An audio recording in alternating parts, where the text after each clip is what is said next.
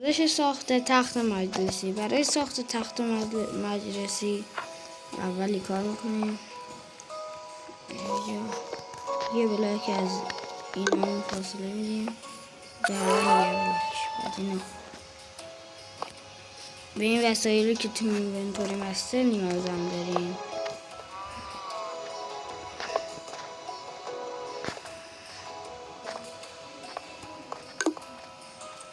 یه دونه از اینا داریم، هول میدیم میره توش. حالا ریلای رو میکنیم. حالا این بر یه دونه دیگه از اینا داریم، هول میدیم میره توش. ریلای رو میکنیم. یه تخت به ترپتور هم نیاز داشتیم.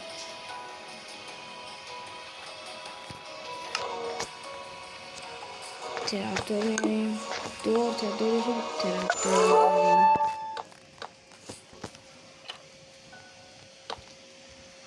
این یکم اومده جلو، پس یکم هولش میدیم داخل تر.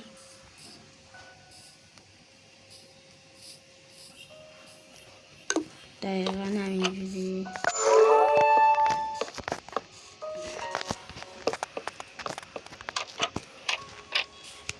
اینا باید بکنیم. برای این ترپتورها رو میبندیم. برای اینجوری یه شکل اینجوری میگیره. بعد اینا که بستیم همینجا این رو باید کارپت کارپت. حالا که میشه روش هم خوابید. میشینیم روی یه دونه از اینا بعد اینجوری نه، اینجوری که رو به بالا واسه.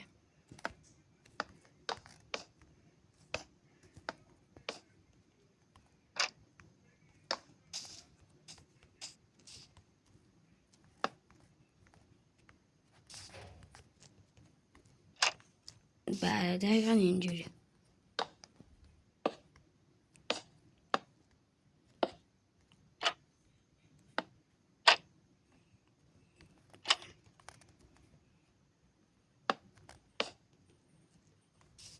اینو میکنیم.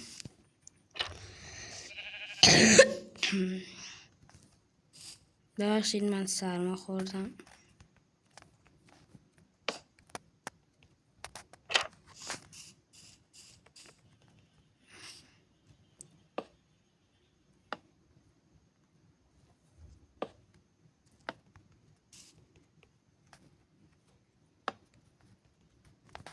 خب حالا که یه شکل اینجوری به دست آوردیم میشینیم روی اینا اینجوری.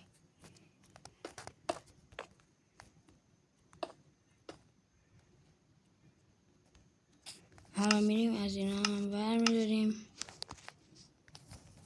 اینا هم نداشتین، این برای تزیینشه فقط. این هم نداشتین طوری.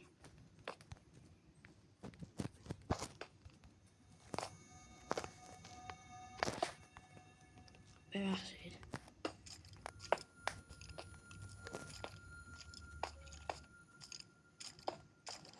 حالا که یه شکل اینجوری به خودش گرفت در حساب خود میشه. این تو میبندیم میشینیم اینجا. یه دیگه هم اینجا.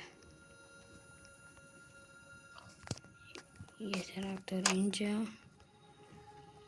یه ترپتور یه ترپتور دیگه اینجا. اینم از تخت خوشگلمون. میتونیم اینجوری همش کنیم، اینجوری هم کنیمش.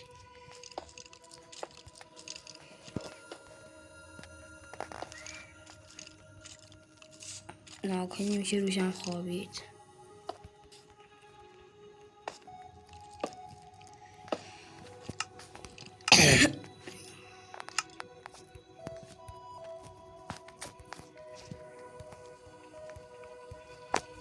روشم میشه خوابید.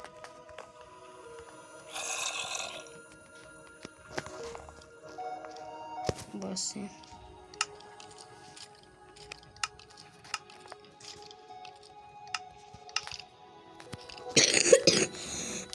الان چون که اینه کنار من ماب کنار من نمیشه خوابید، وگرنه امتحان کردم و میشه روش خوابید.